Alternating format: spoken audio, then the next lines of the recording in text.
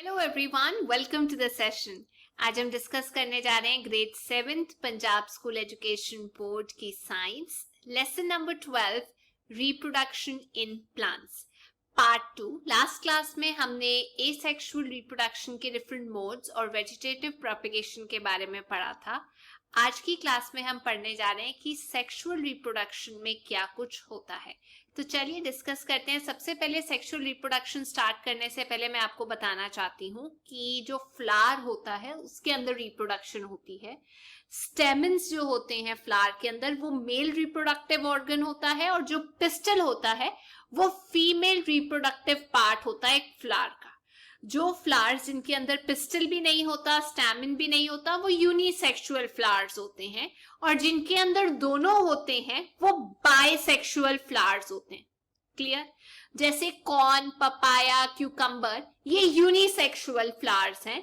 अगर हम मस्टर्ड, रोज, पेटूनिया की बात करें तो वो बाइसेक्सुअल फ्लावर्स हैं, यानी उनके फ्लावर्स के अंदर मेल पार्ट भी है जिसे हम स्टैमिन बोलते हैं, और फीमेल रिप्रोडक्टिव पार्ट भी है जिसे हम पिस्टल बोलते हैं। अलग अलग प्लांट्स में अलग अलग हिसाब किताब होता है। अब आप यहाँ पे फ्लावर का स्ट्रक्चर देख सकते हैं जिसके अंदर अरेंजमेंट जो है वो सर्कल्स में होता है। एक बाहर का सर्कल, फिर अंदर कुछ होता है। तो जो फ्लावर है वो सर्कल्स में अरेंज होता है एक स्वोलन सूजे हुए टिप के ऊपर, जिसे हम रिसेप्टेकल बोलते हैं। ध्यान से आप देख सकते हैं नीचे।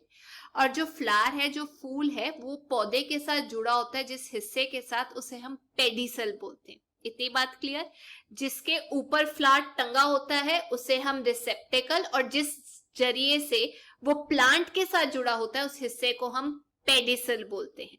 अब जो बाहर का हिस्सा है फ्लावर का उसको हम सेपल्स और पेटल्स बोलते हैं, और अंदर वाले हिस्से के अंदर जो रिसेप्टेकल के ऊपर जुड़ा होता है उसे हम स्टेमन और कार्पल्स बोलते हैं। आप ध्यान से देख सकते हैं।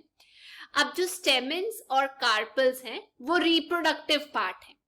स्टेमन के ऊपर दो चीजें होती हैं, या आप कह सकते हो स्टेमन जो है वो दो चीजों का बना होता है। एक लंबी सी रॉड जिसे हम फिलामेंट बोलते हैं, और उसके ऊपर होता है एंथर। वैसे ही जो पोलन ग्रेन्स हैं जिसने जाकर मिलना होता है एग के साथ, वो आपको एंथर के अंदर मिलती हैं। जब ये बड़ी हो जाती हैं तो एंथर अपने आप को खोल देता है, और पोलन ग्रेन्स जो हैं वो बड़े छोटे, मिट्टी जितने पार्टिकल की होती है, वो निकल के किसी फ्लावर पे जाके बैठ जाती है। अगर हम पिस्टल की बात करें, जो फीमेल पार्ट है वो 3 पार्ट्स का है। वो सबसे ऊपर वाला जो हिस्सा है उसे हम बोलते हैं स्टिग्मा, जिसमें एक टर्मिनल नॉब है। नॉब मतलब एक तरीके का गांठ है। उसके नीचे का जो हिस्सा है ट्यूब जैसा, उसे हम बोलते हैं स्टाइल। वो स्टिग्मा और ओवरी को जोड़ता है, तो बीच वाला हिस्सा हो गया स्टाइल, और नीचे वाला जो सूजा हुआ हिस्सा है बेस पे उसे हम ओवरी बोलते हैं। और ओवरी के अंदर छोटे छोटे एक या एक से ज्यादा ओव्यूल्स होते हैं। तो आपको समझ में आ गया? तो आप कह सकते हैं जो पिस्टल है उसमें 3 पार्ट्स आ जाते हैं, स्टिग्मा, स्टाइल और ओवरी। जो स्टेमिन है वो मेल पार्ट होता है, उसके 2 पार्ट्स आ जाते हैं, एक होता है एंथर और एक होता है फिलामेंट। क्लियर हो गया? मेल और फीमेल पार्ट। चलिए अब देखते हैं पॉलिनेशन कैसे होती है। पॉलिनेशन का मतलब होता है वो जो पोलन ग्रेन्स हैं जो मेल पार्ट के एंथर से निकलकर स्टिग्मा में जाके मिलती हैं, जो ऊपर वाला हिस्सा है फीमेल पार्ट का, उसे हम पॉलिनेशन बोलते हैं। मतलब एंथर से सीधा फीमेल पार्ट के स्टिग्मा पे जाके अटकना है। तो होता क्या है, जब एंथर बड़ा हो जाता है तो वो फट जाता है और उसके अंदर से पोलन ग्रेन्स निकलती हैं। तो ये जो पोलन ग्रेन है हल्की होने की वजह से ये स्टिग्मा के ऊपर आके चिपकती है एक फूल के, और उसके बाद इसकी एक लंबी सी खींच के ट्यूब नीचे तक जाती है स्टाइल से, फिर ही अपना रास्ता बनाती है ओवरी के अंदर और अंडे के साथ जाके मिल जाती है, जाइगोट बनता है और एक नया फ्रूट बनता है धीरे धीरे करके। पॉलिनेशन 2 किस्म की होती है। वो जो ट्रांसफर होता है ना पोलन ग्रेन्स का एंथर से स्टिग्मा तक, 2 किस्म का होता है। ध्यान से समझना। एक होता है सेल्फ पॉलिनेशन, कहने का मतलब जो पोलन ग्रेन्स हैं वो एंथर से निकल के उसी फूल के स्टिग्मा पे चली जाती हैं, या फिर उसी पौधे के, ध्यान से सुनना आपकी बुक में गलत दिया है, उसी पौधे के किसी दूसरे फूल पे चली जाती है, सेम किस्म के फूल के ऊपर, लेकिन वो उसी पौधे का हो, उसे हम बोलते हैं सेल्फ पॉलिनेशन।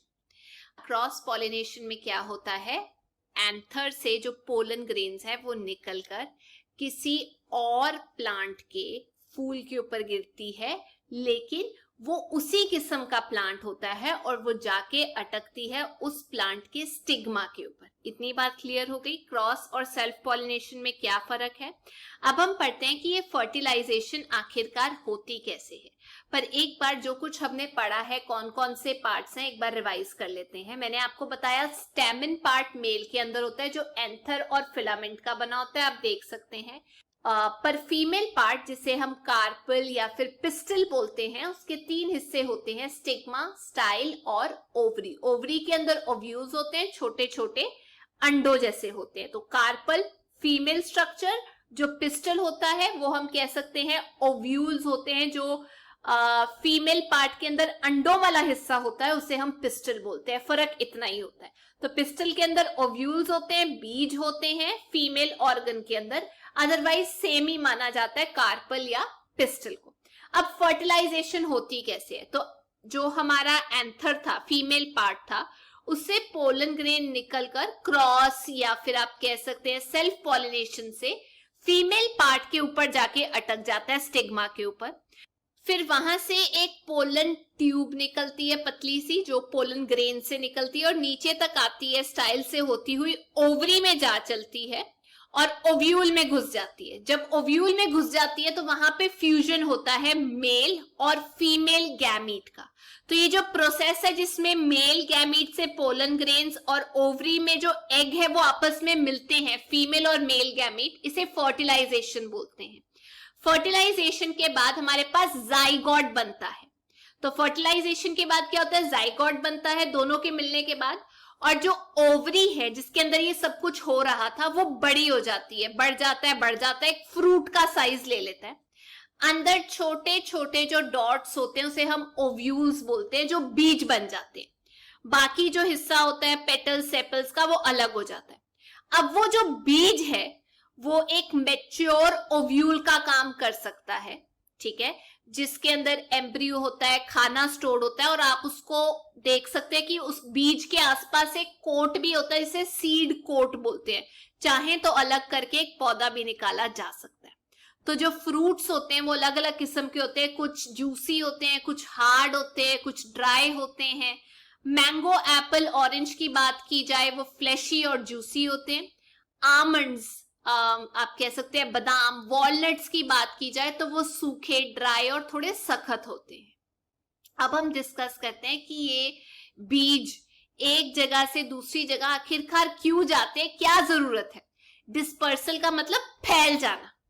तो डिस्पर्सल जो होता है बीजों का, अलग अलग जगह पे जो बीज जाके उग जाते हैं, वो बहुत जरूरी होता है ताकि कहीं जाके सूटेबल कंडीशंस पे, कुदरती तौर पे ये एक पौधे में बदल जाए।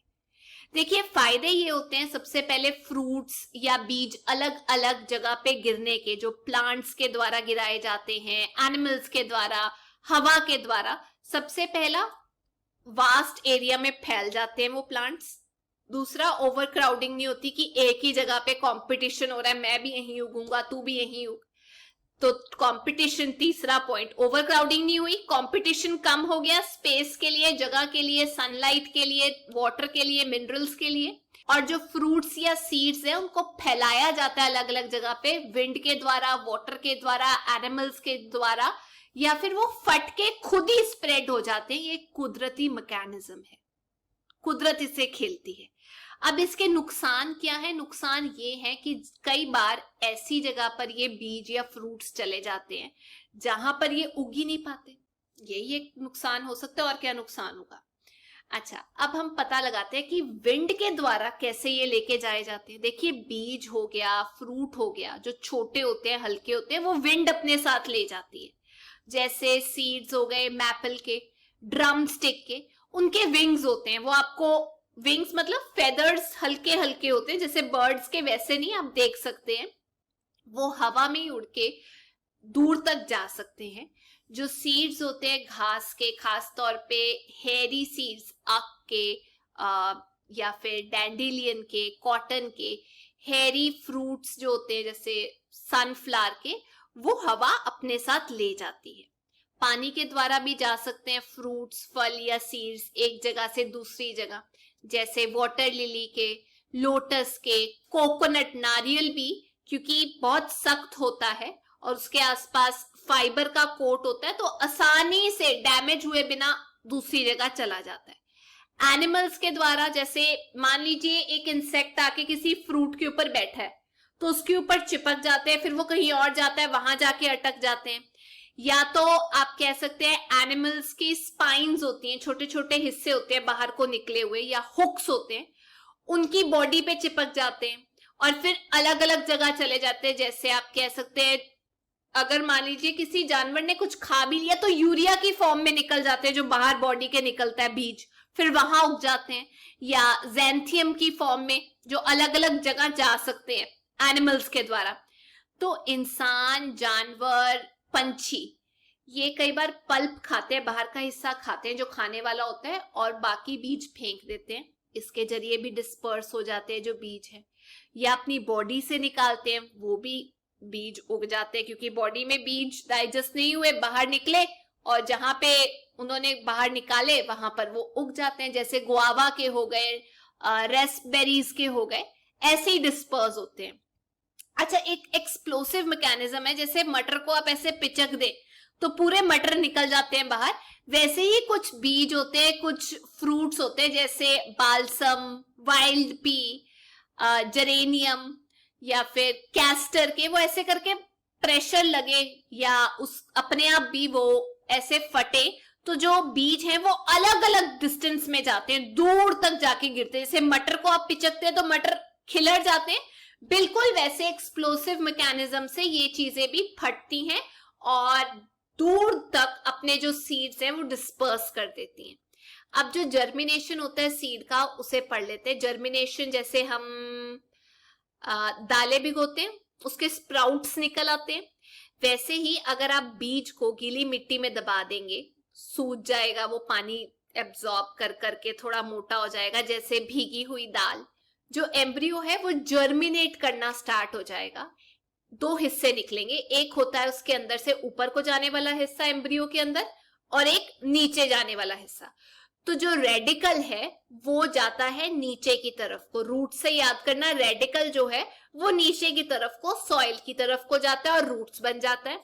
जो ऊपर वाला हिस्सा है उसे हम बोलते हैं प्लेमियोल। जो ऊपर को जाता है, लीव्स आते हैं, शूट्स निकलते हैं, छोटे छोटे प्लांट्स निकलते हैं, मतलब लीव्स, पत्ते, स्टेम, उसे प्लेमियोल बोलते हैं, तो वो ऊपर को जाता है। तो याद रखना, प्लेमियोल ऊपर को और जो रेडिकल है वो नीचे को जाता है। ऊपर वाले को वैसे हम बोलते हैं शूट, SHOOT, ये भी बोला जाता है।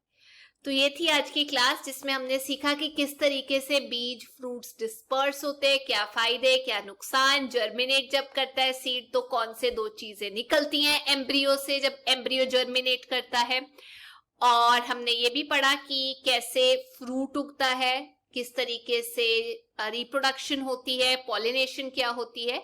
जाने से पहले मैं आप लोगों से दो क्वेश्चंस पूछना चाहती हूँ। सबसे पहला ये कि फीमेल रिप्रोडक्टिव पार्ट जो प्लांट का होता है या फ्लावर का होता है, उसमें कौन कौन से हिस्से आते हैं, और दूसरा क्वेश्चन, मेल रिप्रोडक्टिव पार्ट किन दो चीजों का बना होता है, और पोलन ग्रेन्स किसके अंदर होते हैं। तो ये थी आज की क्लास। अगर आपको वीडियो अच्छी लगी तो please make sure you like, share and subscribe. हम फिर मिलेंगे। Till then, take care, bye bye.